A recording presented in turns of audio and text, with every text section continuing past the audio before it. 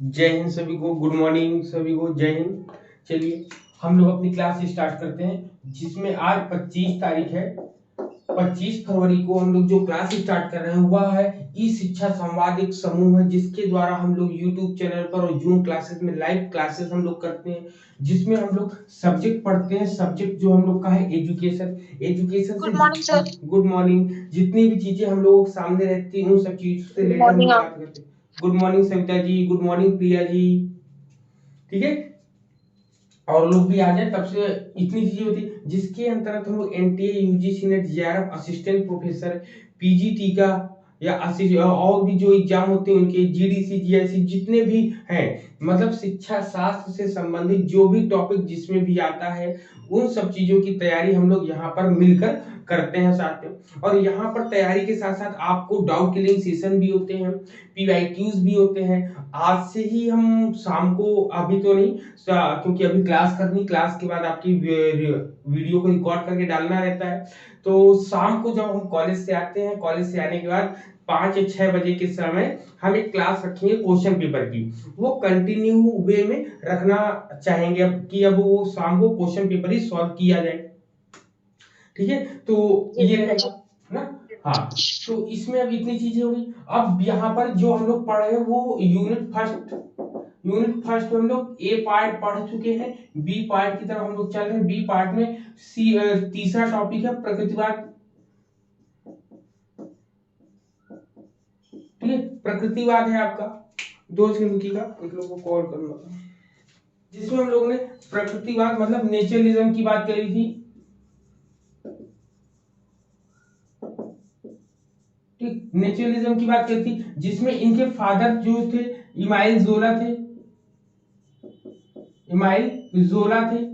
ठीक है, हर जगह हम लोगों को रूसो का नाम पढ़ने को मिलता है, तो मैंने आपको उसका रीजन भी बता दिया कि रूसो क्यों पढ़ने को मिलता है।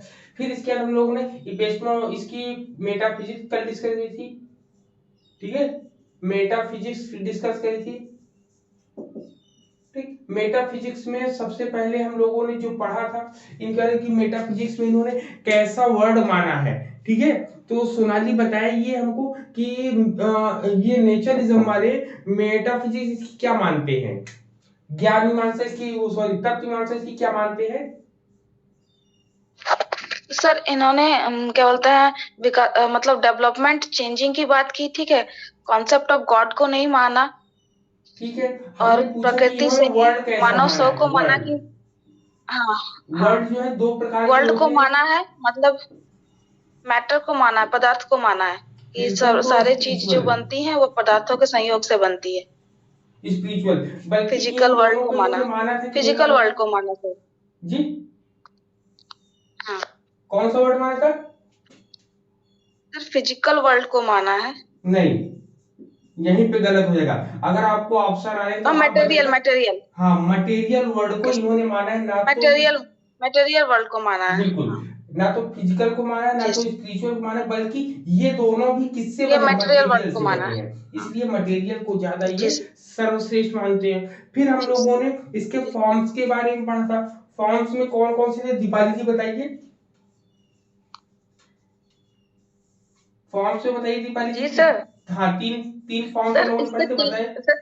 हाँ सर, इसके 3 फॉर्म थे। एक तो फिजिकल था, एक था मैकेनिकल और तीसरा था बायोलॉजिकल। फिजिकल में इन्होंने बात की कि जो संसार हमारा बना हुआ है वो जो प्रोटॉन न्यूट्रॉन और वो क्या बोलते हैं, प्रोटॉन न्यूट्रॉन और सर एक क्या था, वो तीसरा भूल गए इलेक्ट्रॉन, सर वो। Proton, neutron. इलेक्ट्रॉन, उसके उससे बना हुआ है, जिसे हम पावरिज्म की संज्ञा देते हैं। फिर हमारा मैकेनिकल आता है। मैकेनिज्म में इन्होंने बोला कि जो ह्यूमन हमारी बॉडी होती है वो एज ए मशीन कार्य करती है। जितने भी हमारे जो भी आर्गन्स होते हैं, जैसे जितने भी सिस्टम होते हैं, चाहे डाइजेस्टिव हो, नर्वस सिस्टम हो, या जो भी जितने भी सिस्टम है, वो सारे जो है एक मशीन की तरह काम करते हैं। फिर बायोलॉजिकल में इन्होंने कहा बस कि इवोल्यूशन बायोलॉजिकल विकासवाद। वाला बस छोड़ दीजिए, बायोलॉजिकल वाला प्रिया जी बताइए हम लोग ना। जी जी जी जी सर। प्रिया जी आप बताएं। जी, जैविक प्रकृतिवाद मतलब बायोलॉजिकल नेचुरलिज्म में इन्होंने इवोल्यूशन ऑफ लाइफ को माना, मतलब जीवन विकासवादी सिद्धांत को अपनाया, जिसमें डार्विन का नाम आता है जो इंग्लैंड के थे। और इन्होंने भी अपनी थ्योरी दी। एवोल्यूशन की, जिसमें आपने बताया था सिंपल ऑर्गेनिज्म, ये मैंने पहले नहीं पढ़ा था। सिंपल ऑर्गेनिज्म के बाद अपने सिंपल प्लांट्स, कुछ स्टेप बताए थे कैसे कैसे डेवलपमेंट होते हैं। Simple organism, then simple plant, third क्या था, ऑर्डिनरी क्रिएचर, फोर्थ इसमें था सिंपल फाउना, मतलब जीव का विकास हो जाता है, देन एनिमल फिफ्थ पे, और सिक्स पे आता है आपका ह्यूमन। इस तरह से विकासवादी प्रक्रिया चलती। ठीक, 5 स्टेप है, जिसमें सबसे पहला ऑर्गेनिज्म है, दूसरा प्लांट है, दूसरा ये फाउना, फाउना का मतलब यहाँ पर जीव बताया गया है, ठीक है, जीव है। फिर एनिमल है, जानवर है या पशु है। फिर इसके बाद मानव का निर्माण होता है। तो ये विकासवादी से बात जो है किसने करी थी, डार्विन ने करी थी। अब हम लोग इसके बाद करेंगे इपेस्टोलॉजी की बात, ठीक है, इपेस्टोलॉजी की बात करेंगे, जिसको हम लोग हिंदी में ज्ञान मीमांसा बोलते हैं, ज्ञान, ठीक, ज्ञान मीमांसा से रिलेटेड हम लोग बातें करेंगे। अब जब ज्ञान मीमांसा से बात करेंगे तो इन्होंने बोला है कि in terms of theory of knowledge, मतलब ज्ञान के सिद्धांत के संदर्भ में कह रहे naturalism highlight the value of scientific knowledge. अब देखिए ये प्रकृतिवाद जो है विशेष रूप से क्यों प्रसिद्ध हुआ, क्योंकि विज्ञान, इन्होंने विज्ञान के बारे में ज्यादा बताया। इन्होंने बोला है कि प्रकृतिवाद विशिष्ट अवलोकन करता है ना, विशिष्ट प्रकार से अवलोकन करता है और चयन और सामान्यीकरण के माध्यम से वैज्ञानिक ज्ञान के मूल्यों को उजागर करता है। मतलब क्या कह रहा है कि naturalism highlights the value of science, scientific knowledge, thought, specific observation, accumulation and generalisation. मतलब कुल मिला के इन्होंने बोला है ऑब्जर्वेशन, ऑब्जर्वेशन जिसको अवलोकन बोलते हैं, फिर ऑब्जर्वेशन के साथ साथ इन्होंने और क्या बोला कि वैज्ञानिक ज्ञान के मूल्य में क्या क्या छुपा। इन्होंने सबसे पहले स्पेसिफिक ऑब्जर्वेशन बोला, फिर अकुमुलेशन बोला है, ठीक है, अकुमुलेशन बोला है, ठीक, अकुमुलेशन बोला है। अकुमुलेशन के बाद फिर उन्होंने अकुमुलेशन में क्या होता है, संचय करना किसी चीज का, अकुमुलेशन होता है। फिर आपका होता है आपका जनरलाइजेशन, इन्होंने किया है, जनरलाइजेशन, ठीक, जिसको बोलते हैं सामान्यीकरण। तो अगर एक नजर से देख रहे होंगे तो ये साइंटिफिक नॉलेज का स्टेप बन जाता है। किसका बन जाता है, साइंटिफिक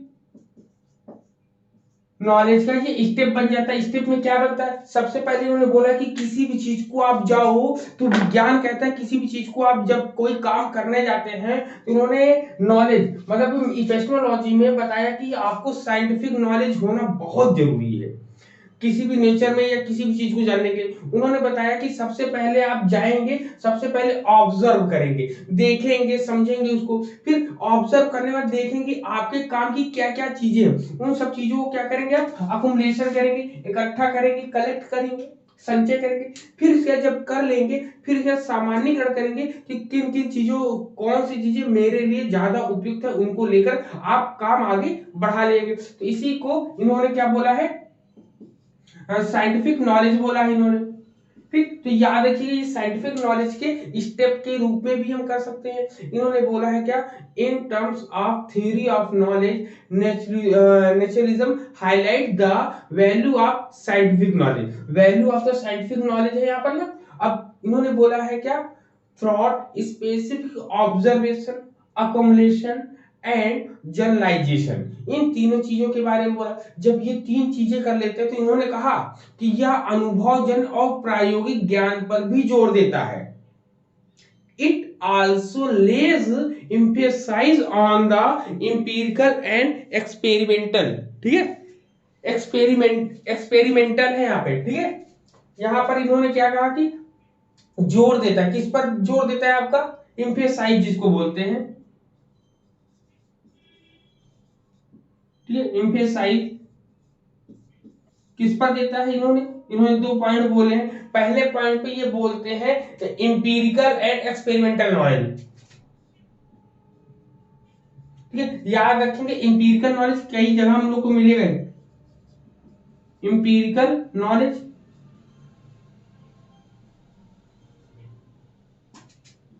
ठीक, इंपीरिकल नॉलेज जिसको बोलते हैं अनुभवजन्य ज्ञान, अनुभवजन्य, ठीक। और दूसरा जो होता है एक्सपेरिमेंटल,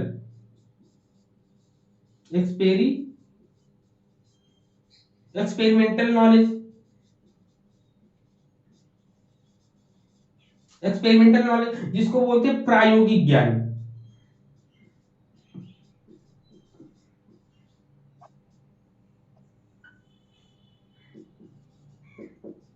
ठीक, प्रायोगिक ज्ञान। ये दो होते हैं यहाँ पर। तो यहाँ पर ये दोनों पूछे, यहाँ अनुभव ज्ञान नहीं बोला है, अनुभव मतलब अनुभव के द्वारा जो उत्पन्न होता है ज्ञान, उसको इंपीरिकल नॉलेज बोलता है। बल्कि जो अनुभव वाला है, एक्सपीरियंस जो नॉलेज होता है, वो एक अलग चीज होती है। एक्सपीरियंस में एक्सपीरियंस के बाद निकलता नहीं, बल्कि वो एक्सपीरियंस कर लिया, उसी के आधार पे हम कोई और चीजें, जब जब वो चीजें हमें मिलेंगी वो चीजें हम करेंगे। लेकिन अनुभवजन्य में क्या होता है कि हमें अनुभव मिल गया ना, इस काम को करने से ऐसे हो सकता है, तो उसमें थोड़ा बहुत परिवर्तन करने के साथ जब हम कोई और भी काम करना सीख जाते हैं उसके साथ साथ, तो वो अनुभवजन्य या इंपीरिकल नॉलेज के अंतर्गत आता है। प्रायोगिक नॉलेज में हम प्रयोग करके देखते हैं कि ये सब चीजें प्रयोग कर वो देखते हैं। इसीलिए इन्होंने इन दोनों के लिए बोला है कि naturalism also lays stress on sensory training, on sensory training as senses are the gateway of learning। ठीक, मतलब प्रकृतिवाद भी संवेदी प्रशिक्षण पर जोर देता है, क्योंकि इंद्रियां सीखने के प्रवेश का द्वार है, या इंद्रियां सीखने का द्वार है। ये दोनों कॉमन में है। अब देखिए यही लाइन जो है हम लोग को रियलिज्म में भी मिलता है, यही लाइन हम लोग को नेचुरलिज्म में मिलता है। तो मैंने यहाँ पर स्पष्ट कर दिया था, जिसमें सबसे पहले बात करी जाएगी उसको हम प्राथमिकता के आधार पर रखेंगे। तो रियलिज्म पहले नंबर पे आएगा और नेचुरलिज्म दूसरे नंबर पर आएगा। लेकिन दोनों कहीं आ जाए तो दोनों को लगाना है, दोनों में से कोई एक दोनों आते हैं तो हमें पहले रिजल्ट को लगा के आगे बढ़ जाना है। तो ये इन्होंने बोला कि ये अनुभवजन्य जो ज्ञान है, जो एक्सपेरिमेंटल ज्ञान है, इसके लिए इन्होंने इंद्रियों के प्रशिक्षण पर बल दिया और कहा कि जिसको इंद्रियों का अच्छे से ज्ञान होगा वो आगे तक बढ़ जाएगा। ठीक, यहाँ पर ये हो गया। इन्होंने और भी चीजें बताई मेटाफिजिक्स में। मेटाफिजिक्स में इनकी मेन इंपॉर्टेंट पॉइंट्स क्या है देखते हैं हम लोग।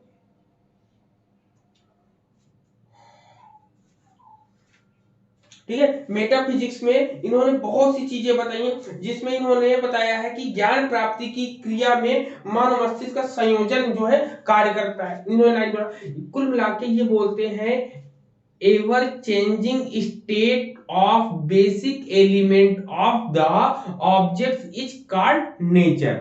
मतलब वस्तुओं के मूल तत्वों की निरंतर बदलती अवस्था को हम क्या कह सकते हैं। यहाँ पर ये सब इपिस्टेमोलॉजी के अंतर्गत आएगा, जिसमें इन्होंने प्रकृतिवाद के अनुसार बोला है कि मतलब क्या कह रहे वस्तुओं की जो मूल तत्वों की जो बदलने की प्रक्रिया है, इस बदलने की प्रक्रिया को हम क्या कहते हैं, नेचर कहते हैं। जैसे पौधा है, पौधे को लगाया, लगाने के बाद वो धीरे धीरे बड़ा होगा, बड़ा होने के बाद वो बीज देगा, बड़ा होने के बाद वो फल देगा। जब फल वो देता है, उस फल का स्वाद जब हम लेते हैं, ये प्रकृति का ही तो नियम है, हमारे और आपके द्वारा नहीं बनाया गया है, किसी के द्वारा ये नहीं बनाया गया है। इसीलिए प्रकृति का ज्ञान ही सबसे अच्छा ज्ञान बोला गया, करके knowledge of nature is wisdom. Wisdom किसको बोला गया, इसमें पूछा जाएगा तो आप बताएंगे नेचुरलिज्म में विजडम। ठीक है, मतलब विजडम में होता है नॉलेज, कि नॉलेज की सत्ता या नॉलेज किसको मानते हैं, तो प्रकृतिवाद को ही, प्रकृति को ही मानते। किसको मानते हैं, नेचर को।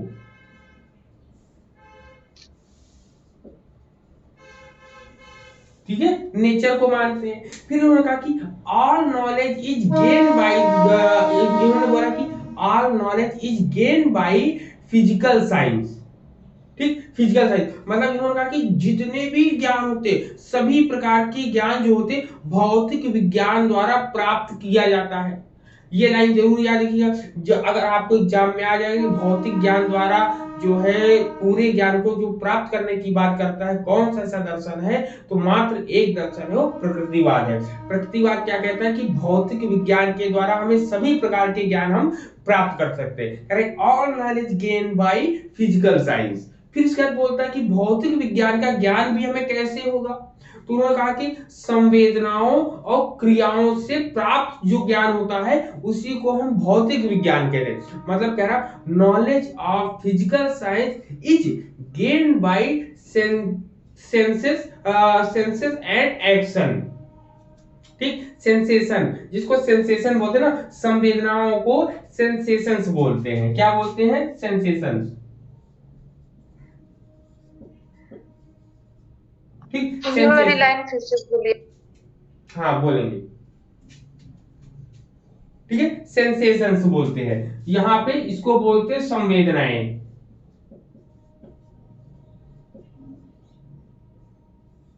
ठीक, हाँ, इन्होंने बोला है कि, इन्होंने क्या बोला, इन्होंने बोला है कि ऑल नॉलेज, कह रहे कि physical of sorry knowledge of physical science, क्या बोला, knowledge of physical science is gain by sensation and action. मतलब भौतिक विज्ञान का जो ज्ञान हमें प्राप्त होता है वह संवेदनाओं और क्रियाओं से प्राप्त होता है, संवेदनाओं और क्रियाओं से प्राप्त होता है।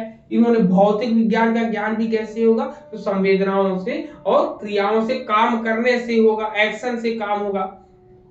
तो इन्होंने बोला, तो यहीं पर ये आधार इसी को बनाया। तो इनके आगे एक लाइन और इन्होंने जोड़ दी, इन्होंने कहा कि naturalism believes knowledge gain through sense as real knowledge. मतलब वास्तविक ज्ञान की प्राप्ति इन्होंने क्या बताया, इन्होंने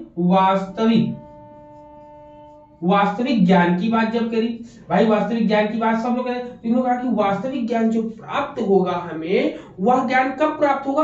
इन्होंने कहा प्रकृतिवादी मानते हैं कि इंद्रियों से प्राप्त ज्ञान को ही इन्होंने वास्तविक ज्ञान माना। मतलब कि इंद्रियों से प्राप्त ज्ञान, इंद्रियों से प्राप्त ज्ञान को इन्होंने क्या माना, वास्तविक ज्ञान माना। मतलब कि ये कह रहे हैं कि naturalism believes knowledge gain through sense as real knowledge.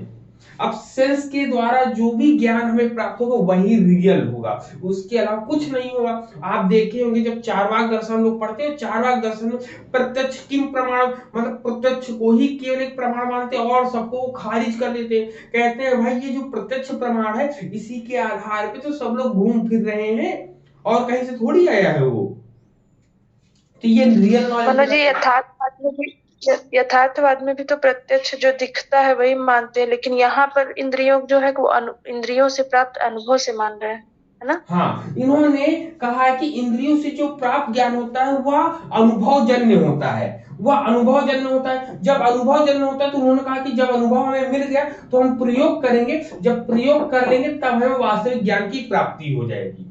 इन्होंने, अगर आपको या हमको स्टेप बनाना हो, या हम लोग कह सकते हैं कि जब कभी प्रकृतिवाद में हम जाते हैं तो प्रकृतिवाद में इंद्रियों से जो ज्ञान प्राप्त होता है तो उसके बाद एक अनुभव के द्वारा एक हमें ज्ञान प्राप्त, उस अनुभव के द्वारा ज्ञान प्राप्त करने के बाद हम उसका प्रयोग करते हैं। जब प्रयोग कर लेते हैं, संतुष्ट हो जाते हैं, तब जाके हम वास्तविक ज्ञान की उपाधि उसको दे देते हैं। जबकि यथार्थवाद में जो चीज हमें दिखाई दे रही है उसी को तुरंत हम मान लेते हैं, उनमें अनुभव की बात उसमें कम करते हैं।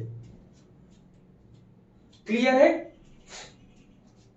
सभी को पॉइंट्स एक एक क्लियर हो गए ना यहाँ पर कि कैसे दोनों में डिफरेंस कर देंगे हम लोग ना यहाँ पर। जबकि इंपीरिकल नॉलेज की बात उसमें यथार्थवाद में नहीं करी गई थी, रियलिज्म में नहीं करी गई। चलिए ये लाइन होगी। फिर उन्होंने कहा कि वास्तविक ज्ञान प्राप्त करने के लिए व्यक्तियों को करना क्या पड़ेगा। अब देखिए घूम फिर कर वही आ रहा है कि इन्होंने वास्तविक ज्ञान को प्राप्त करने के लिए कहा तो इंद्रियों से, फिर कहते हैं कि वन शुड डू, कहते one should do observation and experiments to gain real knowledge. देखिए वही बात तो उत्तर का समझ आई, कह रहा है कि वास्तविक ज्ञान प्राप्त करने के लिए मनुष्य को या व्यक्ति को अवलोकन और प्रयोग करना चाहिए। तो वही हुआ कि सबसे पहले आपको जो इंद्रियों के द्वारा ज्ञान मिलेगा वो हो जाएगा इंपीरिकल नॉलेज, इंपीरिकल नॉलेज या एक्सपेरिमेंटल नॉलेज, तब जाके आपको रियल नॉलेज आएगा। तो मतलब आप कह सकते हो, इसके स्टेप बना सकते हो,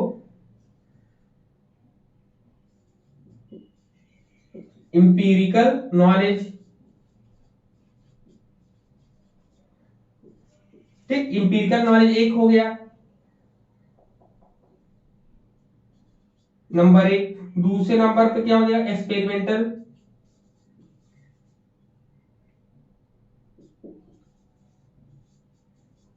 एक्सपेरिमेंटल नॉलेज में जाएगा। फिर तीसरे पे क्या हो जाएगा आपका रियल नॉलेज,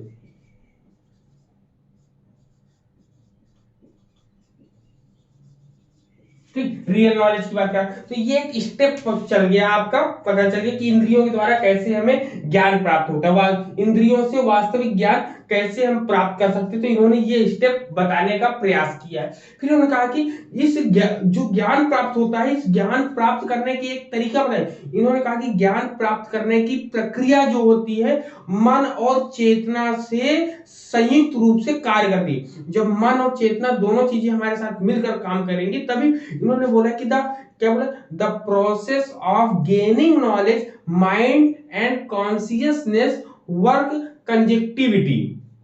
कौन करेगा, अब इस पूरे ज्ञान को पाने के लिए इन्होंने दो चीजें क्या बताई, एक माइंड बताया, एक कॉन्सियसनेस बताया। क्या बताया, एक माइंड बताया है और एक कॉन्सियसनेस बताया है। ठीक है, क्या होता है कॉन्सियसनेस,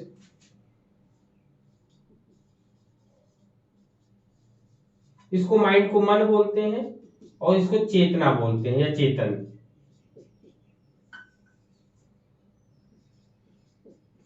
ठीक, दोनों में अंतर कैसे पता चले ये भी जान लो।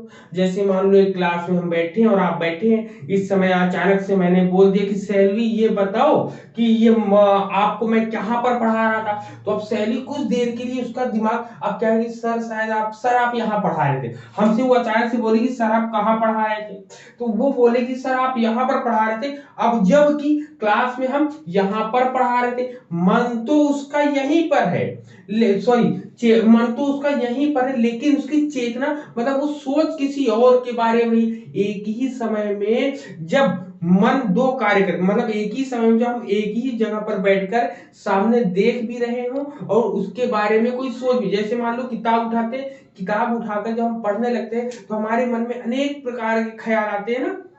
तो मन तो हमारा यही बैठा है और चेतना हमारी कहीं और भाग रही है, किसी और के बारे में सोच रहा है कि घर में क्या हो रहा है, बच्चे या कैसे कर रहे हैं, या कुछ भी मन में चलता रहता है।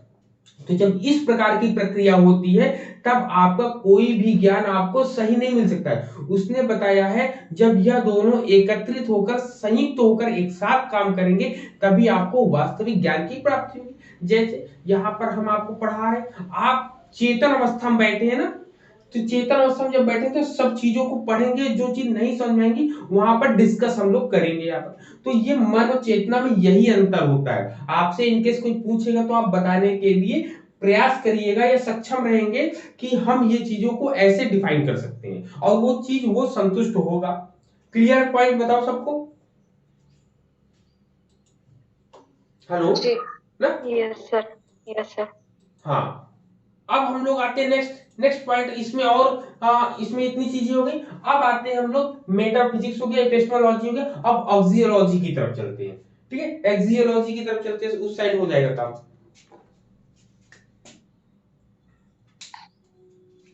ऑक्सियोलॉजी में चलते हैं।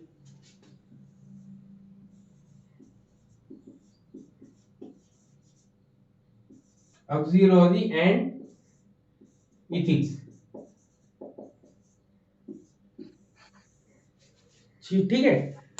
ऑक्सियोलॉजी को अगर जब कभी हम लोग देखते हैं तो ऑक्सियोलॉजी को शुद्ध हिंदी जो इसकी होती है उसकी हिंदी होती है स्वयं सिद्ध, कि स्वयं को सिद्ध करने के लिए। अब इसने इतनी बातें इसने कर ली तो अब नैतिकता की बात करेगा। नैतिकता की जब कभी हम बात करते हैं तो अपने आप को, अपने स्वयं को हम सिद्ध करने की बात करते हैं। तो इन्होंने द लॉजिक ऑफ नेचुरलिज्म की अगर हम बात करेंगे तो इन्होंने बोला कि सरल शब्दों में या सरल प्रेरणा में प्रकृति का सावधानी पूर्वक अवलोकन जो देखा गया हो उसका सटीक विवरण और सामान्यीकरण तैयार करने में जो सावधानियों को हम शामिल करते हैं कि हमारी कोई गलती ना हो, उसी को हम लोग ऑक्सियोलॉजी या एथिक्स कहते हैं। मतलब simple introduction is the logic of nature. Simple introduction involve carefully observation of nature, accurate description, ठीक है, बोलता है accurate description of what is observed and occurred, ठीक है, and caution of formulating generalisation. इन्होंने कहा कि जब कभी हम सामान्यीकरण की बात हमारे सामने आती है तो हम सरल कह रहे हैं कि simple introduction of logic of nature, मतलब सावधानी पूर्वक हम प्रकृति के जो अवलोकन से संबंधित है उनको उनके तर्क देंगे। फिर उन्होंने कहा कि जो देखा गया है वो और भी सटीक चीजों से जो डिस्क्रिप्शन किया गया है उस डिस्क्रिप्शन को भी हम बहुत सटीक तरीके से उनके सामने प्रस्तुत करेंगे। फिर उसके बाद जाके हम सावधानी पूर्वक हम उसको उनके सामने प्रस्तुत करेंगे। जब इतने सिस्टम से जब हम करते हैं तो हमें हमेशा नैतिकता की बात करनी पड़ती है कि हमें कहीं ना कहीं कोई ना कोई गलती ना हो, इसलिए हमें यहाँ पर ये ध्यान देना पड़ता है। क्लियर। अब इसके बाद हम जब देखेंगे इसके क्या होते हैं, इनके कुछ चीजें देखेंगे, इनमें पॉजिटिव निगेटिव चीजें हम लोग को देखने को मिलेंगी। ठीक है, तो सबसे पहले इसमें जब हम ऑक्सियोलॉजी पढ़े तो ऑक्सियोलॉजी में स्वयं सिद्धि के बारे में आ गया। अब बात करेंगे इसमें इथिक्स क्या होता है। इथिक्स में हमेशा वैल्यूज आती हैं। क्या आती हैं? वैल्यूज आती हैं। बोलिए सर। एक्सियोलॉजी में होगा कि हम जो भी कोई चीज जैसे देख रहे हैं प्रकृति में, तो उनका हम बहुत ही सावधानी पूर्वक एनालाइज उन चीजों को करेंगे, मतलब ऑब्जर्व करेंगे। देन हम सटीक जो भी नॉलेज जो भी ज्ञान हम मतलब देंगे वो सटीक। कैसे बोलिए Shweta. Good morning sir. Good morning. हाँ बोलिए क्या पढ़ा रहे हैं आज? आज ये पढ़ा रहा हूँ प्रकृतिवाद, नेचरिज्म। हाँ बोलिए दीपाली जी। सर मतलब एक्सियोलॉजी में यही तो स्वयं सिद्ध कि हम खुद से जो है सावधानी पूर्वक चीजों को एनालाइज करेंगे और जो चीज हमने ऑब्जर्व करी है तब फिर वो सटीक से हम उन चीजों का आंसर करेंगे सर, मतलब स्वयं सिद्ध करके। सर ये क्या मतलब? ऑक्सियोलॉजी का मतलब यही होता है किसी भी चीज को हम अच्छे तरीके से जांच ले, परख ले, फिर उसके बाद जब ऑक्सियोलॉजी कर ले तो इसी में इथिक्स आता है। इथिक्स में इथिकल वैल्यूज आते हैं। इथिकल वैल्यूज में इन्होंने क्या बोला है कि प्रकृतिवाद जो है, प्रकृतिवाद नैतिक सुखवादी है। मतलब इथिक्स ऑफ नेचरिज्म इज हेडोनिस्टिक। ठीक है, क्या आता है? Hello sir. बोलिए। हेलो। हाँ बोलिए सर ये शॉर्ट में थोड़ा पूरा एक्सप्लेन कर दीजिए क्योंकि मैंने बहुत लेट ज्वाइन किया है क्लास। ठीक है, अभी कर देंगे। अभी इसको पढ़ा है तो फिर क्या बताया। हेडोनिस्टिक। ठीक, हेडोनिस्टिक मतलब कि अगर इथिक्स की बात करी जाए तो ये सुखवादी की बात करता है। हेडोनिस्टिक का मतलब क्या होता है, इसको सही से सर। चारवाक दर्शन भी तो सुखवादी बोला जाता है। हाँ, अब आपने इसको चारवाक दर्शन जोड़ लिया तो चारवाक से जोड़ लीजिए। इसको बोलते हैं सुखवादी। सुखवादी दर्शन भी इसको बोलते हैं ना, हेडोनिस्टिक पढ़ते। कह रहा कि अब माना क्यों, कह रहा कि as long as the characterisation is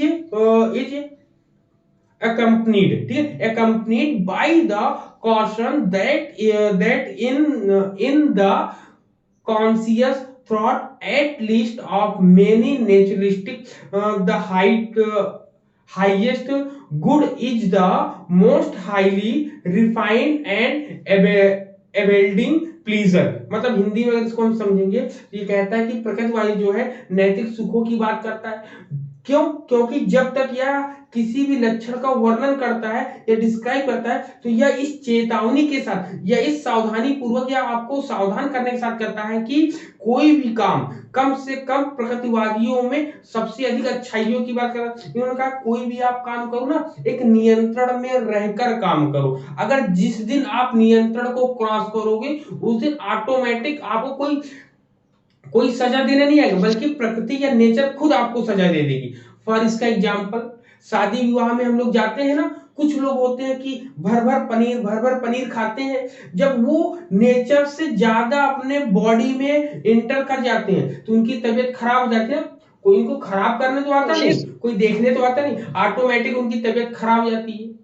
तो ये क्या हुआ, ये नेचर के विपरीत जब वो काम कर रहे हैं तो इसलिए उनके साथ ऐसा हुआ। तो जब जब नेचर के विपरीत हम और आप काम करेंगे तो हम लोग को प्रॉब्लम झेलनी पड़ेगी। क्लियर है यहाँ पर, बताओ यहाँ पे। सर, प्रकृतिवादी नैतिकता की बात करते हैं ना सर? वेल, इन्होंने नैतिकता भी बात करी है, एक लिमिटेड चीजों की बात करी कि आप कोई भी काम करो लिमिट में रहकर काम करो। लिमिट से जैसे ही आप क्रॉस करोगे उसका दंड आपको स्वयं का स्वयं मिल जाएगा। इसमें इसमें किसी को मतलब यहाँ पर ये कहा जाए कि भगवान ने दंड दिया। अब जैसे मान लो कोई खाना खाता है, कहता है कि सुबह मेरी तबीयत खराब हो गई, शादी ब्याह हो गया, अब कह दो कि भगवान ने उसको दंड दे दिया। भगवान नहीं दिया, उसको प्रकृति ने उसको दंड दिया है। ठीक है, हमारे कर्म ही होते हैं जो हमें दंड के पात्र बनाते हैं या सुख के पात्र बनाते हैं। क्लियर है? क्लियर है सर ये। अब इसमें सौंदर्य शास्त्र की जब हम बात करते हैं, एस्थेटिक वैल्यू की, या इसमें सौंदर्य मूल्य की बात करते हैं, एस्थेटिक वैल्यू की, तो उन्होंने बोला कि प्रकृतिवाद के नैतिक मूल्य के संबंध में जो ऊपर दिया गया उसके लिए इन्होंने बोला है कि प्रकृति में निहित जितनी भी चीजें होती है उनके सत्यापन के लिए प्रकृति के बाहर किसी भी स्रोत पर निर्भर नहीं होना पड़ता है। क्यों नहीं होना पड़ता? क्योंकि इन्होंने अभी जब हमने कल रात को जब पढ़ाया था तो उसमें बताया था प्रकृति में जो है ना तो बाहर कोई चीज दिख सकती है ना तो उसके और भी देख सकते, किसी प्रकार से हम प्रकृति को नहीं देख सकते। क्यों? क्योंकि प्रकृति अपने अंदर छुपी हुई है, प्रकृति गर्भित है, इसलिए हम उसको सूक्ष्म आंखों से सूक्ष्म दृष्टि से नहीं देख सकते। इसीलिए सांख्य दर्शन में आता है ना कि प्रकृति कैसी है, तो प्रकृति सूक्ष्म है, उसको कोई भी जल्दी नहीं देख सकता। ठीक है, जब वास्तविक ज्ञान हो जाएगा, वास्तविक ज्ञान होने के बाद ही हम लोग प्रकृति को अवलोकित कर सकते हैं। ठीक है, तो यहाँ पर ये बोला है, सौंदर्य शास्त्र में यही बोला है कि प्रकृति जो है सूक्ष्म होती है, इसका आदि अनंत तो कुछ नहीं है, बस हम लोग इसको रियलाइज कर सकते, बस इसको सही तरीके से हम देख नहीं सकते। फिर इसमें धार्मिक मूल्यों की बात करेंगे तो धार्मिक मूल्यों में ज्यादा चीजों की बातें नहीं होता। इसका जो सबसे इंपॉर्टेंट जो था, जो एग्जाम में पूछा जाता है, वो होता है सोशल वैल्यू। यहीं से क्वेश्चन ही बनते हैं।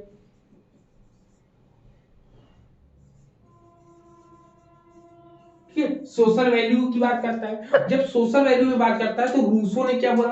रूसो ने कहा कि रूसो के प्रकृतिवादी में मनुष्य को समाज के बजाय प्रकृति में निहित किया जाना बताया। उसने कह रहा कि Rousseau's naturalism rooted man in nature rather than society. मतलब कि रूसो ने मनुष्य को कहां पर रखने के लिए बोला? समाज में।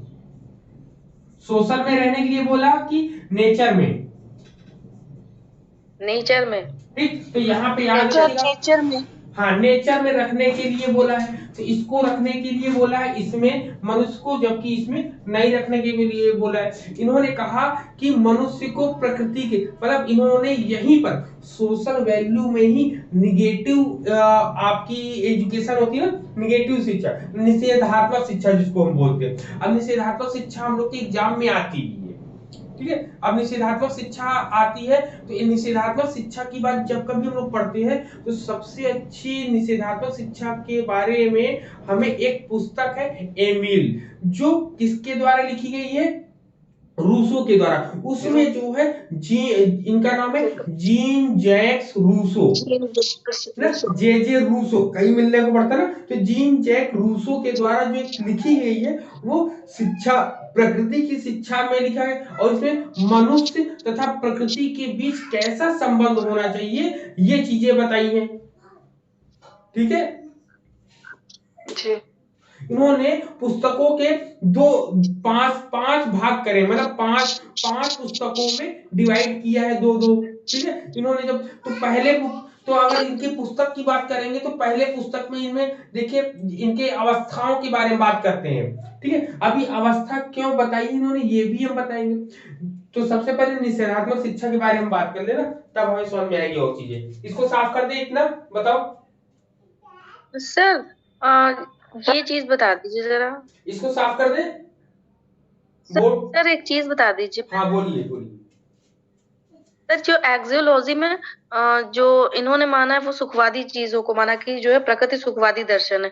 तो सर ये जो वैल्यूज लिखा है सर ये थोड़ा सा वो हो रहा क्या नहीं समझ में आ वैल्यूज? रहा। जो ये वैल्यू ये हाँ इन्होंने नहीं मूल्य, सर वैल्यू मूल्य का मतलब होता है कि आपने जो भी चीज, आपने जो मेटाफिजिक्स पढ़ा, इपिस्टेमोलॉजी पढ़ा, इसका मूल्य क्या है, इसकी इसकी कीमत क्या है। तो इसकी कीमत इन्होंने बताया कि भाई जब इतनी चीजें आप कर लोगे तो आपको सुख मिलेगा, आप अगर वास्तविक ज्ञान पालोगे तो आपको सुख मिलेगा। तो ये वैल्यू की बात बताते हैं। और वैल्यू में इन्होंने सुखवादी तो बताई, लेकिन साथ में सोशल वैल्यू भी बता रहे। सामाजिक मूल्य क्या होगा, सब लोग अपने तरीके से इसका एक एक पार्ट देखते हैं। चश्मा होता है, चश्मा लगा लो। पहले ये उन्होंने हेडोनिस्टिक है जिसमें नैतिक मूल्य हम लोगों ने देखा। नैतिक मूल्य के बाद हम सामाजिक जब मूल्य देख रहे हैं तो सामाजिक मूल्य में अलग कहानी बनेगी, नैतिक मूल्य में अलग कहानी बनेगी। सर हाँ बोले। हेलो सर सोशल वैल्यू तो सेम ही होगा ना क्योंकि हम तो समाज में ही रहते हैं। नहीं, वैल्यूज हमेशा अलग होती है, सब लोगों ने अलग अलग तरीके से बताया है। अब देखिए सोशल वैल्यू में इन्होंने समाज की घोर निंदा करी है। रूसो ने कहा है कि सब लोग कहते हैं समाज दूषित है, समाज दूषित है। तो समाज में जो शिक्षा दी जा रही है उसको भी इन्होंने दूषित ही तो बताया। क्योंकि जहां पर जो वस्तु रहती है उसके अंदर कोई, जैसे काजल की कोठरी में जाओ तो कालिख तो लगी ही जानी है, कोई इससे बचकर आएगा क्या, बताओ। तो समाज में भी जितने लोग रहते हैं अगर समाज से ही शिक्षा प्राप्त करेंगे तो समाज में तो गलत शिक्षाएं हैं, गलत अवधारणाएं हैं, तो गलत चीजें आएंगी आपके सामने। तो यही इन्होंने बताया है। अब यहाँ पे सोशल वैल्यू से रिलेटेड देखिए अभी बताते हैं पूरा। हाँ बोलिए और लोग। सर ये पूछ रहे थे तो सोशल वैल्यू को अगर हम मतलब गलत मानेंगे तो फिर हमारी शिक्षा कहाँ से प्राप्त होगी। बिल्कुल वही तो बताने जा रहे हैं, वही वही पूरी निगेटिव। हाँ तो हम लोग निगेटिव एजुकेशन की बात कर रहे थे। श्वेता जी आप परेशान मत होइए, हम आपको पूरी चीजें बता देंगे एक बार ना। बिल्कुल। तो यहाँ पर निगेटिव एजुकेशन को निषेधात्मक शिक्षा बोलते हैं। निषेधात्मक शिक्षा बोलते हैं। अब निषेधात्मक शिक्षा होती क्या है, अब निषेधात्मक शिक्षा के बारे में आप लोग बताओ जरा मुझे। सर निषेधात्मक की बालक को जो है मतलब सही की नहीं बल्कि जो है सर ऐसे कुछ है कि गलत की शिक्षा नहीं मतलब। और लोग बताओ, बताओ सोनाली, सैनवी, नेहा,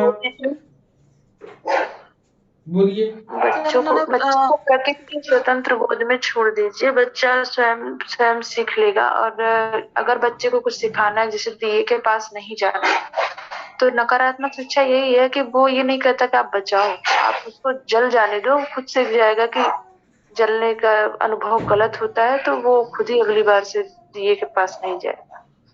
ठीक है और लोग बताओ। सर इसमें यही बोला है कि सर इसमें चीज यही बोली गई है कि बच्चों को आप प्रकृति में छोड़िए और वो स्वयं से अपने अनुभवों से चीजों को सीखे, हम उन्हें गाइड ना करें वो चीज। ठीक है, हक्सले का नाम आता है। सबसे पहले नकारात्मक शिक्षा होती क्या ये जान लो। नकारात्मक शिक्षा वह शिक्षा होती जिसमें रूसो ने बोला कि Rousseau gives the concept of negative education in naturalistic philosophy, the subordinate of the child in nature or natural order and his freedom from the social order. इन्होंने बोला है कि बच्चे को प्राकृतिक क्रम में या प्रकृति के अनुसार शिक्षा देते देते तब उसको समाज में प्रवेश कराइए तो वही है शिक्षा। मतलब उन्होंने कहा कि नकारात्मक शिक्षा में जैसा कि प्रिया जी ने बताया कि एक बालक है, उस बालक को समाज में क्या होता है क्या नहीं होता है इसका कोई भी आभास नहीं है। तो उसको क्या करना चाहिए, नेचर में या प्रकृति में उसको खेलने कूदने के लिए छोड़ देना चाहिए। वो प्रकृति से ही सीखेगा। अरे ये पेड़ है, कैसे उग रहा है, तो आप बताओगे बीज लगाया है तब उगा है, तो वो कहेगा बीज क्यों लगाया है, कहे कि बीज ये ऐसे धरती में या पृथ्वी में ऐसी क्या चीज है जमीन में वो उत्पन्न करता है। तो ऐसे छोटे छोटे क्वेश्चनों के जब आप उत्तर उसको देना शुरू करोगे तो वो धीरे धीरे सीख जाएगा ना। जब वो धीरे धीरे सीख जाएगा, इसीलिए बोला गया है कि बच्चे को प्रकृति की स्वतंत्र गोद में छोड़ दीजिए, वह स्वयं ही सीख लेगा। क्यों? क्योंकि वहां पर उसके अंदर किसी भी प्रकार की शिक्षा नहीं होती है। मतलब कि एक ही खाली जो है पन्ना होता है, कोरी स्लेट होती है, ठीक है। बच्चे का मस्तिष्क एक कोरी स्लेट होती है, ये किसने कहा है, ये किसका कोटेशन है? जॉन लॉक ने। जॉन लॉक ने यही कहा। जॉन लॉक ने कहा। तो उसी प्रकार जब बालक का मन जो है खाली स्लेट के समान होता है, तो उस पर आप जो चाहे वो लिख दो।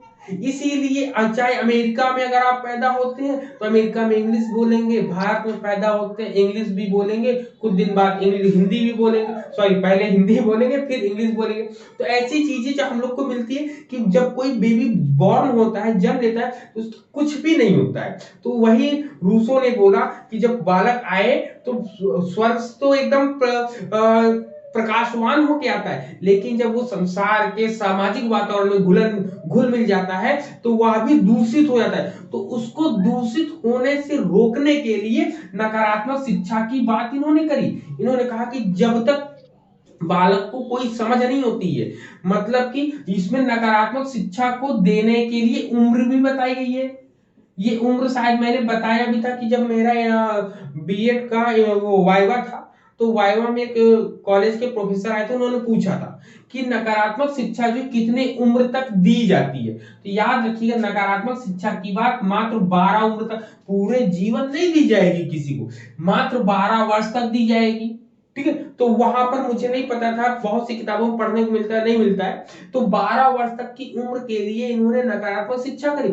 फिर इसके बाद इन्होंने कहा कि अब समाज में छोड़ दो। इन्होंने यही बोला कि बच्चे को जब उसकी इंद्रियों का ज्ञान हो जाएगा, फिर उसको धीरे धीरे समाज में लाना हम शुरू करेंगे, ठीक है। तो तब इन्होंने कहा कि इंद्रियों को विकसित करने के लिए, अब देखिए निषेधात्मक शिक्षा की बात जो करी गई है, तो यहाँ पे लिखिएगा अपने सेंसेस को, मतलब इंद्रियों के विकास के लिए, इंद्रियों अच्छा सर, इसका मतलब ये हो गया सर, अच्छा इसका मतलब ये हो गया कि मतलब हमको सत्य का पाठ नहीं पढ़ना है, हमको मतलब वो शिक्षा हमें उस बच्चों को पाप से बचाती है ना सर?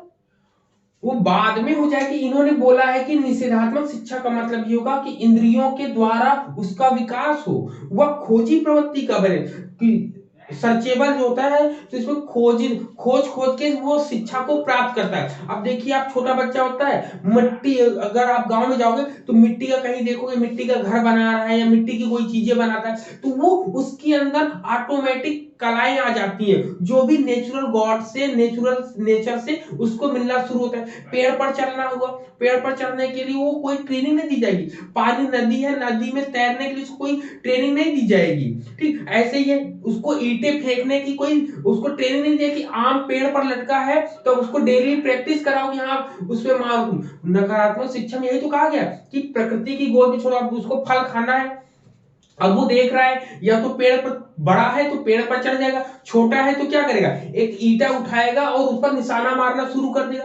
तो ये सब शिक्षा क्या है, अपने इंद्रियों के विकास करने के लिए निषेधात्मक शिक्षा दी है।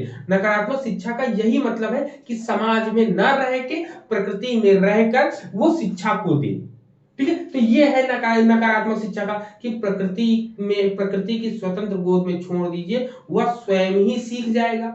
लेकिन यहाँ पर एक वर्ड और बोला गया कि हक्सले ने कहा, हक्सले ने इसका विरोध किया, हक्सले महोदय थे, हक्सले ने इनका विरोध किया। ये लाइन भी याद रखिएगा कि हक्सले ने निगेटिव एजुकेशन का विरोध करते हुए बोला कि ये बताओ कि जैसे मान लो कोई बच्चा है, प्रकृति में आप बार बार कह रहे हो सीखे सीखे सीखे रूसों से, उन्होंने कहा कि ये बताओ कोई बालक है, पहाड़ से वो सोच रहा है, बच्चा सोचा कि पहाड़ से मैं नीचे अगर कूदूं तो मुझे कैसा फील होगा, तो तब बताओ, तब आपकी नकारात्मक शिक्षा बेकार हो जाएगी, नहीं हो जाएगी?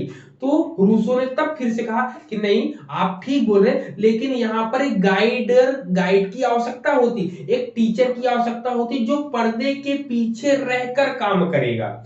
जहां पर जान की खतरा बन जाएगा वहां पर बच्चे को रोक लिया जाएगा। इसलिए हक्सले का नाम आता है इनके निगेटिव एजुकेशन के विरोध में आता है।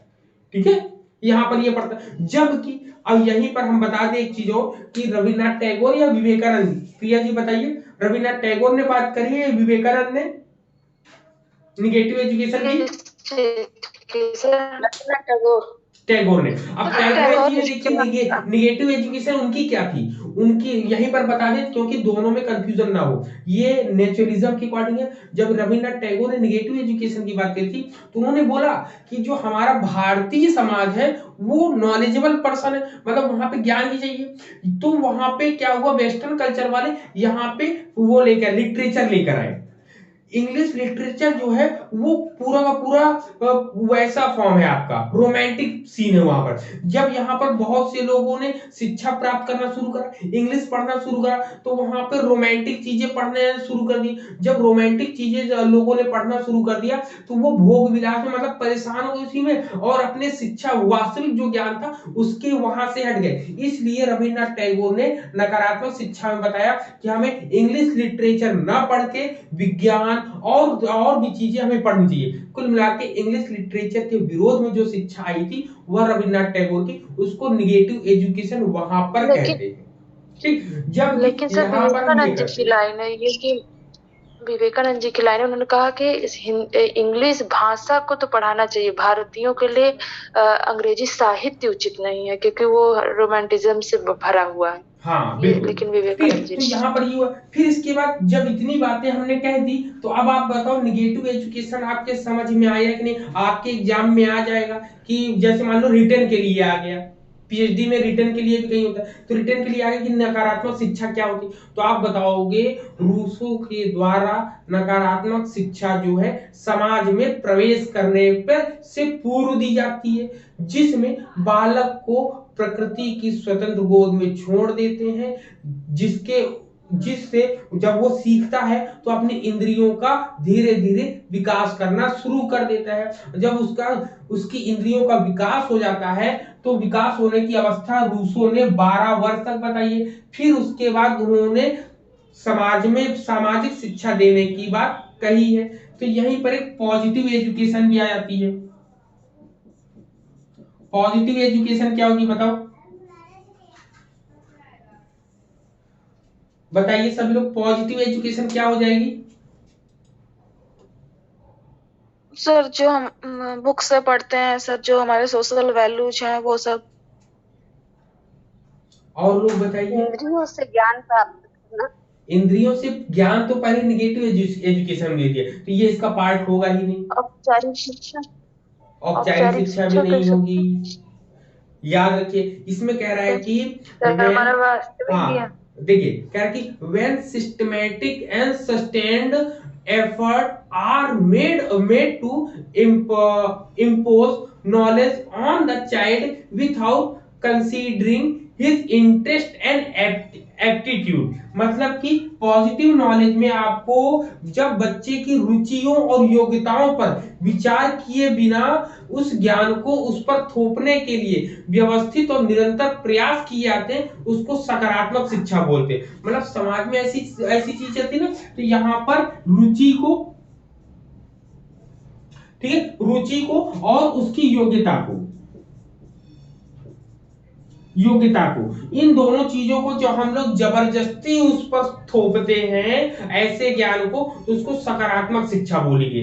जो हम लोग देखते हैं घर में देखते हैं हमारा लड़का जो है डॉक्टर बनेगा, वकील बनेगा, तो ये सब चीजें जो हम लोग उसकी रुचि को ढकेल के और अपने चीजों को हम थोप देते हैं। जैसे मान लो कोई एक बहुत नॉलेजेबल, मतलब कोई एक ऐसी फैमिली होती है जिसमें कोई कोई डॉक्टर वकील सब कुछ बन रहा है, और उसी में से एक बच्चा कहे मुझे डांस करना है, तो कहेंगे अच्छा नचनिया बनना है तुमको। तो ऐसे शब्दों को बोलकर वो उसके मन को, उसकी रुचि को, उसकी योग्यता को दबाकर और अपने समाज, अपने जो पीढ़ी का जो निरंतर चलती चली जा रही है उसको जब निरंतर लगाते हैं, उसी को सकारात्मक शिक्षा इन्होंने कहा है। ठीक है। इन्होंने कहा कि जब बच्चे, हाँ, सकारात्मक कैसे तो हो सर गया? वही ये तो सर, ये सकारात्मक नकारात्मक कैसे हो नहीं है। गया? देखिए इसमें क्या बोल रहा है कि जब बच्चे की रुचियों और योग्यताओं पर बिना विचार किए, ठीक है, बिना विचार किए उसको कह रहा है कि रुचियों और योग्यताओं पर विचार किए बिना ज्ञान को उस पर थोपने के लिए व्यवस्थित और निरंतर जो प्रयास किए जाते, मतलब समाज में होता है ना कि आप ये पढ़ो वो पढ़ो, राम जी की कहानी पढ़ो, मर्यादा पुरुषोत्तम रामायण बनो, और जो है गलत काम ना करो, सही काम ना करो। अब गलत और सही काम की परिभाषा दे तो दे कौन? अब सुकरात जैसा व्यक्ति आ जाए हम लोगों के बीच में और पूछने लगे पकड़ पकड़ के कि ये बताओ गलत काम होता क्या है। जब कोई अपनी डेफिनेशन बताएगा तो उसमें से आप तर्क कुतर्क करोगे ना। आप भी अपने घर में अपने किसी भी बड़े से कोई आपसे कहे कि ये काम गलत है, तो आप उससे बैठ के पूछ लो कि ये गलत काम है तो बताओ कैसे गलत है। तो वो कहेगा कि समाज में ऐसी बातों को लाना गलत है। तो कहे नहीं समाज छोड़ो, ये बताओ आपके पॉइंट ऑफ व्यू से सही है कि नहीं सही है। तो कहेगा हमारे पॉइंट ऑफ व्यू से सही है लेकिन समाज के लिए नहीं सही है। तो कहे फिर वो बच्चा पूछेगा समाज किससे बना है, तब आप कहोगे समाज तो हम लोगों से ही बना है, समाज तो हम लोगों से ही बना है। तो इसका मतलब उस बच्चे को समझ में आ गया समाज से हम नहीं है, हमसे समाज है। हम जैसे नियम कायदे कानून लाएंगे समाज में वैसी ही रीति रिवाज नई चीजें बनना शुरू हो जाएगी। तो यहाँ पर सकारात्मक शिक्षा में कहा गया कि समाज में जो निरंतर ज्ञान जो चला जा रहा है, जो भी कायदे कानून चले जा रहे हैं उसको वैसे ही मानने के लिए सुकरात ने इसको पॉजिटिव एजुकेशन कहा है, जिस जो कि इसमें नकारात्मक बातें करी गई है ना। क्लियर है? जहां पर एप्टीट्यूड और इंटरेस्ट के विपरीत जाकर हम कोई भी काम किसी से करवाते हैं तो वो सकारात्मक शिक्षा कहलाती है। हाँ बोलिए सर, पर ये नहीं समझ में आ रहा है कि ये सकारात्मक रूप में कैसे लेगा, क्योंकि कोई भी चीज किसी के ऊपर थोपना या उस पे अपनी बातों का प्रभाव डालना तो वो सकारात्मक थोड़ी ना होगी। रूसो के बारे में सोचो भाई, रूसो के बारे में। ये हम नहीं कह रहे हैं, ये आप नहीं कह रहे हैं, बल्कि ये रूसो ने डेफिनेशन दी है। हमको उससे नहीं समझना है कि सकारात्मक शिक्षा की नकारात्मक। रूसो ने क्या कहा है हमारे पॉइंट ऑफ व्यू से ये नकारात्मक, नो डाउट बिल्कुल सही है, और ये सकारात्मक होनी चाहिए। क्यों? क्योंकि बच्चे की जब इंद्रियों का विकास करने दे रहे हैं तो इसको हम नकारात्मक ना कहें सकारात्मक कहेंगे, वो तो अपनी तरफ बढ़ ही रहा है। लेकिन यहाँ पर इन्होंने निगेटिव एजुकेशन क्यों कहा है? क्योंकि ये समाज में समाज के विरुद्ध है। ये क्या है? निगेटिव एजुकेशन जो है समाज के विरुद्ध है, जबकि यहाँ पॉजिटिव एजुकेशन ये समाज के समाज से ही संबंधित है, ये समाज से ही संबंधित समाज में। बल्कि यहाँ पे ये याद रखना है कि रूसो ने समाज को दूषित माना है, ठीक है। तो इसलिए उन्होंने वहां पे जो सकारात्मक शिक्षा जो वहां पर दी जा रही है समाज में उसका इन्होंने विरोध किया है। समाज में जो पॉजिटिव एजुकेशन दी जा रही है उसका इन्होंने घोर विरोध कहा है। और उसमें कहा भी क्या, जब इनसे पूछा गया कि भाई आप समाज में जो सकारात्मक शिक्षा दी जा रही है आप उसका विरोध क्यों कर रहे हो, तो उन्होंने कहा कि मुझे ऐसा, रूसो ने कहा कि मुझे ऐसा लगता है कि सकारात्मक आपकी जो सकारात्मक शिक्षा है उसमें बालक की रुचियों को और योग्यताओं को दबा दिया जाता है, और आपकी जो परंपरावादी चीजें चल रही है उसको व्यवस्थित और नियंत्रित रूप से उसको आप देने का प्रयास करते हैं, जबरदस्ती ठूस ठूस के। नहीं, डेली श्लोक पढ़ो, डेली श्लोक पढ़ो, कहते नहीं डेली तुम रटो श्लोक, बच्चे का मन नहीं पढ़ने फिर भी तुम रटो। तो उसका इन्होंने कहा कि जो आपकी इसका मतलब सर शिक्षा है वही आपको इन्होंने बताया है। सर ये रूसो ने जो उस समय औपचारिक शिक्षा थी उसको सकारात्मक शिक्षा का, मतलब सकारात्मक शिक्षा के रूप में बच्चे को आजकल यही दिया जा रहा है, यही।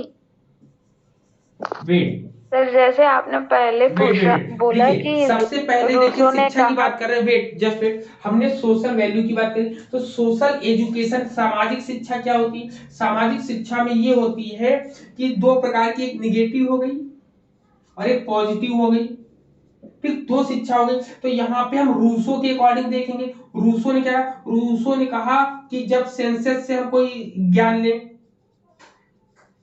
ठीक, सेंसस से जब कोई हम ज्ञान लेते हैं तो वो आपका होता है निगेटिव एजुकेशन। जबकि यहां पर इन्होंने बोला कि सोशल, मतलब कि सोशल से कोई ले, सोशल रूल, ठीक है, सोशल रूल को हम माने, सोशल रूल से कोई हम ले तो उसको पॉजिटिव एजुकेशन बोला, जिसमें इन्होंने क्या बोला है, इंटरेस्ट एंड एप्टीट्यूड, एप्टीट्यूड को इग्नोर करने की बात करी है, इग्नोर करने की बात करी गई कि यहां पर इन दोनों को जब इग्नोर किया जाएगा तो ये पॉजिटिव एजुकेशन के रूप में आएगा, जबकि इन्होंने सेंसेस को ये इग्नोर, इन दोनों को इग्नोर नहीं किया है कि इसके इंटरेस्ट को और एप्टीट्यूड को, एप्टीट्यूड इन दोनों को ये स्वीकार करते हैं। तो यहाँ पर यही समझना है कि समाज के द्वारा सोशल एजुकेशन के लिए इन्होंने बोला कि समाज में सबसे पहले अगर प्रवेश करना है तो उससे पहले उसको निगेटिव एजुकेशन दो। निगेटिव एजुकेशन में हुआ कि इंद्रियों के द्वारा उनको प्रशिक्षण दो। अगर कोई बच्चा कोई इंद्रियों के माध्यम से सीख रहा है तो उसको सीखने दो। जबकि यहाँ पे सोशल वाले में क्या बोला है, सोशल में जब कोई बालक कोई काम करेगा ना, मान लो वो दौड़ना चाहता है, अब दौड़ने के लिए उसको कहेंगे उनके घर वाले, अरे रुको मत परेशान हो, ज्यादा दौड़ो नहीं, क्लास में है, स्कूल गया, स्कूल में भी ज्यादा कोई शोर शराबा करेगा, चिल्लाएगा, आवाज करेगा तो उसको रोका जाएगा ना। तो यहाँ पर जब उसको रोका गया, यहाँ पे उसकी इंद्रियों का विकास नहीं होगा, इंद्रियों का पूर्ण विकास उसका यहाँ पर होगा, ठीक है। और निगेटिव एजुकेशन कितने वर्ष तक के लिए बोली है, 12 वर्ष तक के लिए बोली है। 12 वर्ष के बाद वो सामाजिक शिक्षा को सीखना शुरू कर देगा। क्लियर है पॉइंट? अब बताओ।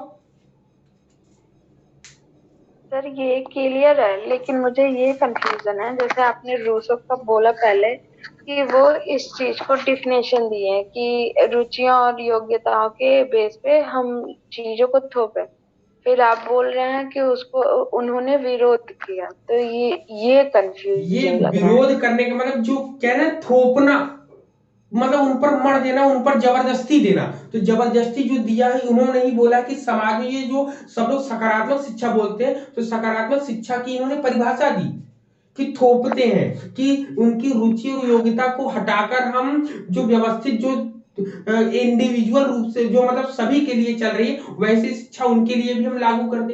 तो उनका इन्होंने विरोध किया, मतलब विरोध करने वाला सकारात्मक शिक्षा का इन्होंने विरोध किया है और नकारात्मक शिक्षा को इन्होंने माना है। अगर आपको दोनों पॉइंट मिलेंगे तो आप इसको ऐसे एज इट इज बता सकते हैं।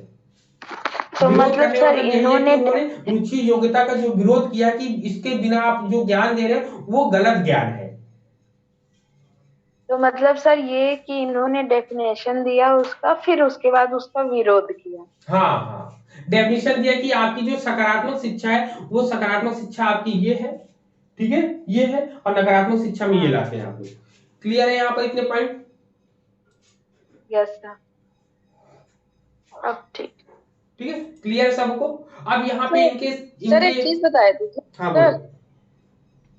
सर ये जो इंग्लिश लिटरेचर नहीं पढ़ाना चाहिए, तो सर ये रविन्द्रनाथ टैगोर का है, विवेकानंद का है?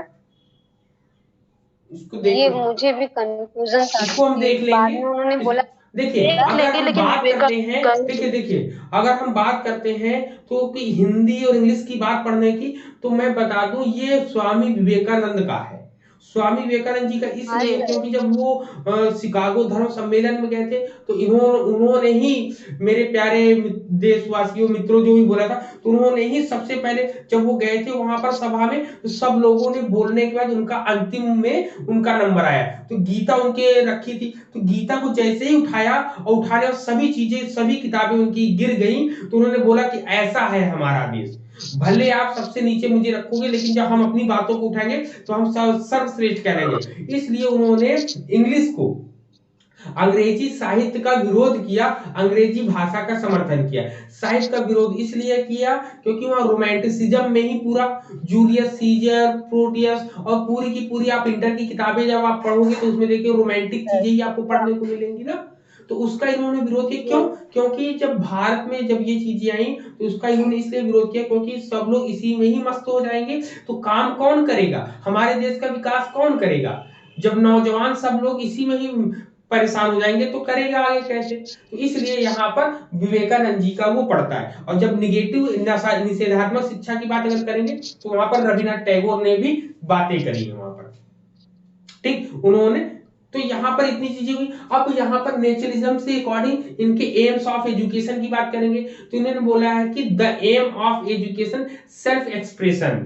क्या बोला है? एम में क्या बोला? Self expression. ठीक, सेल्फ एक्सप्रेशन की बात बोली है इन्होंने, व्यक्तित्व के समायोजन की बात करी है, ठीक है, पर्यावरण से संबंधित, तो ये चीजें पूरी की पूरी इसमें लेके आते हैं। इन्होंने दो चीजें और बोली है कि जीवन के लिए संघर्ष करना है, शक्ति और क्षमताओं का विकास। जीवन के लिए संघर्ष क्यों करेंगे जीवन में अपने, कि हम संघर्ष इसलिए करेंगे कि हमारी शक्ति ताकत बढ़े और हमारी क्षमता का विकास हो, मतलब development of power and ability for struggle in life. जब कभी हम अपने जीवन में स्ट्रगल करते हैं हमारे पास ताकत आती है और हमारी क्षमताएं बढ़ती जाती हैं। हम 2 घंटे बैठ रहे हैं, हमें स्ट्रगल करना है, हमने 3 घंटे पढ़ना शुरू किया, फिर 4 घंटे पढ़ना शुरू किया, अब हमारे अंदर इतनी क्षमता है कि हम 10 घंटे 12 घंटे बैठकर खड़े होकर बोल सकते हैं, पढ़ा सकते हैं। तो अपनी क्षमताओं का संघर्ष करने के बाद ही तो हम विशाल बने। उसी प्रकार कह रहे कि मानव को पर्यावरण के अनुकूल तैयार रहना चाहिए, कह रहे to proper human favourable to the environment. फिर कहता है कि to make human capable of living nature life, मानव को प्राकृतिक जीवन जीने के योग्य बनाना है। इनके एजुकेशन क्यों कहती? पूर्ण जीवन की तैयारी, प्रिपरेशन ऑफ कंप्लीट लाइफ। किसकी बात करी? कंप्लीट लाइफ की, कंप्लीट लाइफ की बात करी, कंप्लीट लाइफ को जीने के लिए तैयार करना है, ठीक है। कितनी चीजें यहां पर मिलती है। फिर आपका और इसमें क्या आता है, फिर इसमें करिकुलम की बात करेंगे, तो करिकुलम इन्होंने बताया है, जो करिकुलम यहां पर बताते हैं, करिकुलम में इन्होंने 4 अवस्थाएं बताई हैं। सबसे पहला इन्फेंसी एज है, ठीक, इन्फेंसी एज है। इन्फेंसी के बाद इन्होंने क्या बताया? चाइल्डहुड बताया है। सर वो बोर्ड दिख नहीं रहा, मतलब फट रही है। चाइल्डहुड की बात बता रहे हैं।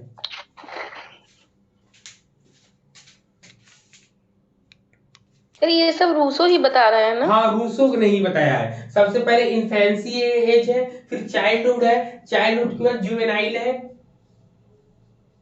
जुवेनाइल है, जुवेनाइल के बाद आपका है यूथ, ठीक है, यूथ है आपका। तो यहाँ पर जब हम लोग देखेंगे तो यहाँ पर सबसे पहले इन्फेंसी एज कहां से कहां तक मानी? इन्होंने जन्म से 5 वर्ष मानी है। फिर चाइल्डहुड एज जो है इन्होंने 5 से 12 वर्ष मानी है, ठीक है। जुवेनाइल जिसको हम लोग किशोरावस्था बोलते हैं, तो इन्होंने 12 से 15 मानी है, ठीक है। फिर यूथ वाली जो मानी गई है 15 से 35 वर्ष मानी है इन्होंने, ठीक, 15 से 35 वर्ष मानी है यहाँ पर, ठीक है। हाँ, अगर हम इसमें देखते हैं कि सबसे पहले इसमें किस प्रकार की खेल की, तो इन्होंने बताया खेल के माध्यम से सिखाते हैं हम लोग, प्ले के माध्यम से शिक्षा देते हैं, खेल के माध्यम से। फिर जब दूसरे आते हैं चाइल्डहुड एज में, वो तो उसमें क्या आते हैं कि खेल के अलावा इसमें भाषा और प्रकृति का अवलोकन, गणित, भूगोल आदि, मतलब curriculum of children content, language teaching, observing nature, mathematic and geography in addition to games. अब खेलों के माध्यम से हम लोग गणित, भूगोल, इन सब चीजों का मतलब नेचर से रिलेटेड बताएंगे। प्लेवे ग्रुप होता है ना, वहां सब चीजें सिखाते। जुवेनाइल किशोरावस्था में क्या होता है? किशोरावस्था में लोग संगीत, हस्तशिल्प और जितनी भी चीजें होती इन सब चीजों को हम सिखाएंगे यहाँ पर। फिर आपका यूथ में होता है, यूथ में जो आपको जो भी टॉपिक अच्छा लगता है, जैसे जो वास्तविक जीवन और नागरिक जीवन से संबंधित होगा, जो आपको लगे कि हाँ ये चीजों में हम काम कर सकते हैं, धन कमाने हमें जहां पर हमारी इनकम, सोर्स ऑफ इनकम हो सकती है, उन सब चीजों से रिलेटेड आपकी 35 वर्ष की आयु में आएगी आपकी। इससे 15 से 35 वर्ष की आयु जब होती है, ठीक है। तो यहाँ पर पढ़ने के तरीकों में इन्होंने एक बार रिपीट कर दीजिएगा। क्या चीज? सर यूथ वाला में क्या क्या बोलते हैं ना? क्या चीज? सर इन्फेंसी को ही सैसवा बोलते हैं ना? सैसवावस्था। हाँ, क्या बोले दीपाली, बताए? तो इन्फेंसी में खेल के माध्यम से देंगे, चाइल्डहुड में गणित, भूगोल, और जो भी प्रकृति की गोद में ही देंगे, है ना सर, इन चीजों की एजुकेशन। पहले तो खेल और खिलाना शुरू करेंगे कि उनकी इंद्रियों का विकास हो। जब इंद्रियों का विकास हुआ, धीरे धीरे उनको मैथमेटिकल चीजें पढ़ाएंगे, एक अमरूद, दो अमरूद, चलो को छोटी क्लासों में देखा होगा कि उनमें खेल खेल का कंपटीशन कराते हैं, कहते हैं कि जाओ जो ये जलेबी आपके सामने लटकी हुई है धागे से बंधी, 4 जलेबी जो खाकर आएगा, जैसे नाम दे दिया कि सुमित को 4 खाना है, रोहित को 3 खाना है, अमित को 1 खाना है, तो ये जब ऐसे रहते तो ये गणित सिखाने का माध्यम होता है। ठीक है, तो ऐसे हम लोग छोटी क्लासों में हम लोग के साथ होता था, तो ऐसे सिखाते हैं लोग। फिर इसके बाद यहाँ पर ये है और ये है आपका, क्लियर है इन्हें? फिर जुवेनाइल में संगीत, हस्तशिल्प वगैरह की शिक्षा। फिर यूथ में सर जो भी इंटरेस्ट हो बच्चे का, उसके अकॉर्डिंग सोर्स उसको ऑफ जो भी इनकम के उसको अकॉर्डिंग, वास्तविक सोर्स ऑफ चीजें इनकम ना। के अकॉर्डिंग, हाँ जी। सोर्स ऑफ हाँ इनकम सर। कमाने के ढंग से जो उसका जीवन यापन भी चल सके और अपनी रुचि को आगे कायम भी कर सके। ठीक, फिर इसके बाद मेथड्स आते हैं। क्या पढ़ते हैं लोग मेथड्स में? ठीक, मेथड्स की अगर हम बात करेंगे तो मेथड में क्या आएगा, इन्होंने बताया कि self experience, learning by doing. ठीक है, क्या बोला है? सेल्फ एक्सपीरियंस बोला है यहाँ पर, सेल्फ एक्सपीरियंस। हम बोलिए बोलिए आप। सर वो जो आपने बोला है कि सोर्स ऑफ नॉलेज मतलब इनकम के लिए, तो उसको क्या मतलब व्यवसायिक शिक्षा में जोड़ सकते हैं? हाँ, ये यूथ वाले में जोड़ा इन्होंने, शिक्षा में तो जोड़ा इन्होंने। ठीक है, हाँ। तो वहां पे तो वोकेशनल एजुकेशन को रख देंगे ना? नहीं वोकेशनल को नहीं रखेंगे, यहाँ पर वोकेशनल की बात नहीं करेंगे। वोकेशनल की बात रखोगे भी, सबसे पहले रियलिज्म में ही बात करेंगे, इसलिए वोकेशनल की बात नहीं करते हैं। रख सकते हैं जीवन यापन की लेकिन शिक्षा वोकेशनल एजुकेशन नहीं बोलेंगे हम लोग, सोर्स ऑफ इनकम बोलेंगे। ठीक, सोर्स ऑफ सर, इनकम। जीवन यापन की शिक्षा। हाँ, जीवन जीवन यापन यापन की। की शिक्षा बोल अब सकते हैं। मेथड्स की बात करते तो मेथड्स में इन्होंने सेल्फ एक्सपीरियंस बोला है, लर्निंग बाय डूइंग बोला है, लर्निंग बाय डूइंग बोला इन्होंने। लर्निंग बाय डूइंग के बाद सर इन्होंने बोला इधर कि अपोज कर रही है। एजुकेशन थ्रॉट सेंस ऑर्गन्स बोला है, मतलब इंद्रियों के द्वारा ज्ञान की या शिक्षा की बात करी है। ठीक है, इन्होंने आजादी की बात करी कि गिव गिव फ्रीडम कंप्लीटली की बात करी है। फिर उन्होंने बोला कि education according to interest, trends, ability and requirement. अब इन्होंने एजुकेशन जो देने की बात करी है, उन्होंने कहा कि रुचि, योग्यता, प्रवृत्ति और आवश्यकता, इन सबके अनुसार शिक्षा देनी चाहिए। और निगेटिव नॉलेज की बात करी, निगेटिव एजुकेशन मेथड में इनके आएगा, मेथड में। ठीक है, ये पॉइंट इन्होंने बात करी है। ठीक, अगर हम लोग इनसे बात करते हैं कि मेथड ऑफ टीचिंग में और क्या आएगा, तो इसमें आप बता सकते हो कि इसमें इजी टू कॉम्प्लेक्स की बात हम करेंगे, नाउन टू अननोन की बात करेंगे, मतलब जटिल से आसान की बात करेंगे, अज्ञात से ज्ञात, नाउन टू अननोन से बात करेंगे हम लोग। ठीक है, अमूर्त से मूर्त की ओर बात करेंगे, निश्चित से अनिश्चित की ओर बात करेंगे, प्रत्यक्ष से अप्रत्यक्ष की बात करेंगे। ठीक है, यहाँ इन सब चीजों के द्वारा हम लोग सीखने की बात करते हैं, मेथड्स ऑफ टीचिंग में हम लोग बात करते हैं। ठीक है, अब इन्होंने प्रायोगिक मतलब ऑब्जर्वेशन मेथड भी माना है, एक्सपेरिमेंटल भी मेथड माना है, प्ले वे मेथड भी माना है, ह्यूरिस्टिक मेथड भी माना। ह्यूरिस्टिक मेथड इनका इंपॉर्टेंट है, लिख लीजिएगा, ह्यूरिस्टिक मेथड और डाल्टन मेथड, ह्यूरिस्टिक, डाल्टन और मॉन्टेसरी मेथड। ठीक है, लिखेंगे। हेलो जी सर। Yes sir.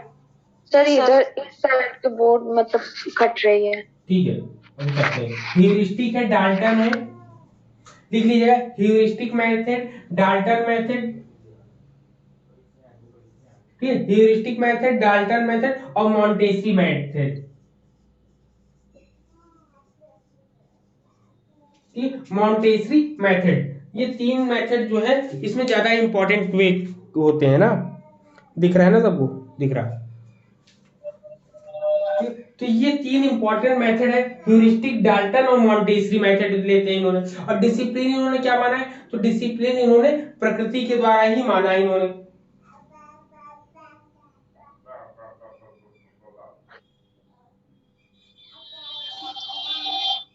ठीक है, तो यहां पर ये इतना आपका कंप्लीट होता है।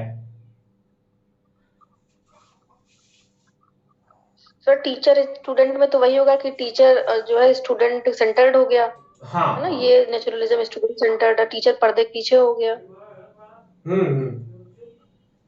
सर स्टूडेंट सेंटर होगा क्योंकि ये इसमें आपका तो वो खुद स्टूडेंट से सेंटर्ड है सीखते। पूरा का पूरा, ठीक है, स्टूडेंट सेंटर्ड जी है। सर। हक्सले ने क्या बोला था, हक्सले को याद रखिए क्योंकि इसमें सबसे इंपॉर्टेंट क्वेश्चन बन सकता है। तो हक्सले ने बोला है कि बच्चे को स्वाभाविक रूप से विकसित होने की स्वतंत्रता देनी तो चाहिए लेकिन उन्हें कुछ कर्तव्य भी दिए जाने चाहिए, तभी उनका व्यवहार संतुलित हो जाएगा। अगर प्रकृति के द्वारा सीख लिया और जानवरों जैसा व्यवहार करने लगा तो जानवरों जैसा व्यवहार ना करे, इसलिए इन्होंने कहा कि उनको कुछ नियंत्रण में रहकर ही काम दिए जाने चाहिए, काम करवाने चाहिए, ऐसा हक्सले ने कहा है। हक्सले ने क्या कहा है कि चिल्ड्रेन शुड गिव बोला कि children should give independence to develop naturally but they should also be given some duties, only then their behaviour will balance. मतलब उनके व्यवहार को संभालने के लिए कुछ उनको कर्तव्य दिए जाने चाहिए, कुछ काम दिए जाने चाहिए, तभी वो नियंत्रित हो जाएंगे, ऐसा हक्सले कहते हैं।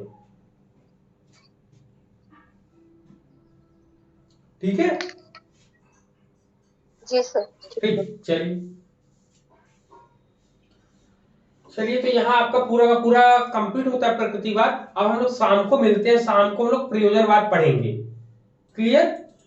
शाम को हम लोग प्रयोजनवाद पढ़ेंगे। ठीक है, चलिए सभी लोग have a nice day, good day, सभी को जय हिंद। जी sir, thank you sir. Good sir. Thank you sir